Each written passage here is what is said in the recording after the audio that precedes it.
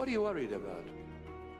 If you believe in this God, that nothing stands in his way, that nothing shakes him, nothing breaks him, and he is always victorious and triumphant, why are you so worried?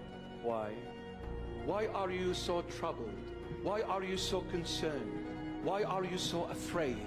If you believe this God is always in control and he always wins. So much fear we have, yet God never gave us the spirit of fear. Why are you afraid? Trust in the Lord. Nothing can harm you. Trust in the Lord. Nothing can touch you. Trust in the Lord. Fear nothing, fear no one. Do not be afraid of the unknown. Trust in this God.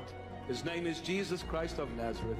And let all your worries, all your problems, let him handle it for you.